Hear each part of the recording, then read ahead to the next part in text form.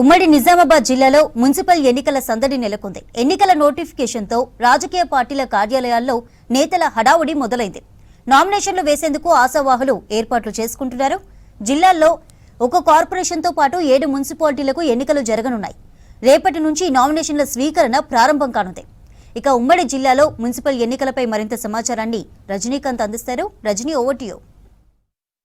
తెలంగాణలో మున్సిపల్ ఎన్నికల నగారం మోగింది. కొద్దిసేపటి క్రితమే రాష్ట్ర ఎన్నికల సంఘం మున్సిపల్ ఎన్నికలకు సంబంధించినటువంటి నోటిఫికేషన్ను విడుదల చేసింది. సో నోటిఫికేషన్ ప్రకారం ఇప్పటికే ఎన్నికల షెడ్యూల్ కొనసాగుతుంది. సో ఈ నేపథ్యంలో నోటిఫికేషన్కు సంబంధించి రేపటి నుంచి రాష్ట్రంలోని అన్ని మున్సిపాలిటీలు, కార్పొరేషన్కి సంబంధించినటువంటి ఎన్నికలకు సంబంధించినటువంటి నామినేషన్ల ప్రక్రియ మొదలవుతుంది. సో ఉమ్మడి నిజామాబాద్ జిల్లా వ్యాప్తంగా కూడా రేపటి నుంచి ఎన్నికల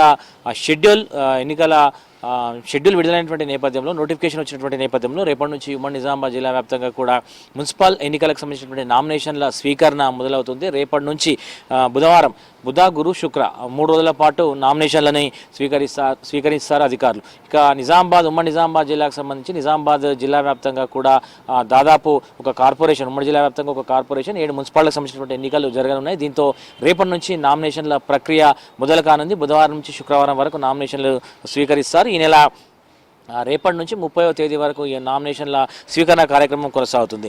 ఇక నామినేషన్స్ అనంతరం 31వ తేదీన నామినేషన్ల పరిశీలన ఉంటుంది. ఆ తర్వాత రిజెక్ట్ అయినటువంటి నామినేషన్లకు సంబంధించినటువంటి లిస్టు కూడా అదే రోజు ప్రకటిస్తారు. ఆ తర్వాత ఫిబ్రవరి 1వ తేదీన నామినేషన్లు ఎవరైనా విత్డ్రాల్ చేసుకునేటువంటి అవకాశాన్ని కల్పిస్తారు.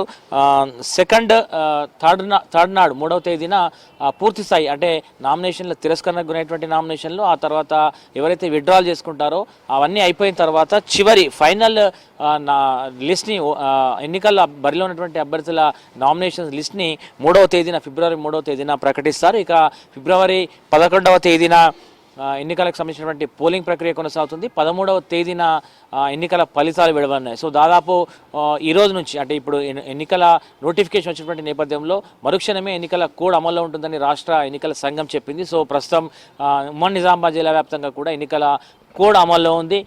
చాలా చోట్ల ఎక్కడైతే మున్సిపాలిటీ ఉన్నాయో ఆ ప్రాంతాల్లో దాదాపు 144 సెక్షన్ కొనసాగుతుందని చెప్పొచ్చు. ఎందుకంటే కొత్త వాహనాల రాకపోకలు నిషేధిస్తారు. దాంతోపాటు వాహనదారులు బయటకు వెళ్ళేటువంటి క్రమంలో పూర్తి స్థాయిలో ఎక్కడికక్కడ చెక్ పోస్టులు, అంటే మున్సిపాలిటీలకు వచ్చేటువంటి రోడ్లు ఏమంటాయో ఆ క్రమంలో పూర్తి స్థాయిలో తనిఖీలు ఇటు పోలీసు విభాగము అట్లాగే ఎన్నికల సిబ్బందితో కలిసి తనిఖీలు నిర్వహించేటువంటి అవకాశం ఉంటుంది. పూర్తి స్థాయి కట్టుదిట్టమైనటువంటి ఏర్పాటు చేయనున్నట్లుగా ఇప్పటికే ఎన్నికల సంఘం ప్రకటించింది. టికెట్లు ఎవరికి కేటాయిస్తారు, ఎవరికి బీఫామ్స్ దక్కుతాయనేటువంటిది అయితే కొంత చూడాల్సినటువంటి అంశం. ఎందుకంటే ఈసారి గతంతో పోలిస్తే బీజేపీ కాంగ్రెస్తో చాలా పోటీ ఉంది. నిజామాబాద్ కార్పొరేషన్తో పాటు మిగతా అన్ని మున్సిపాలిటీ నుంచి చాలా పోటీ ఉంది. కాబట్టి ఎవరికి ఈ అదృష్టం దక్కుతుందో, మేయర్ని దక్కించుకుని నిజామాబాద్ మేయర్తో పాటు మున్సిపల్ చైర్మన్గా అయ్యేటువంటి అవకాశం ఎవరికి దక్కుతుందో రానున్న రోజుల్లో చూడాల్సినటువంటి అవసరం ఉంది. మరో 2-3 రోజుల్లో దీనిపై పూర్తి క్లారిటీ వచ్చేటువంటి అవకాశం ఉంటుంది. ఎవరైతే మేయర్లుగా, చైర్మన్లుగా ప్రచారం జరుగుతున్నారో వారికి బీఫామ్స్ ఇస్తారా, వాళ్ళు కార్పొరేటర్లుగా, కౌన్సిలర్గా గెలిస్తే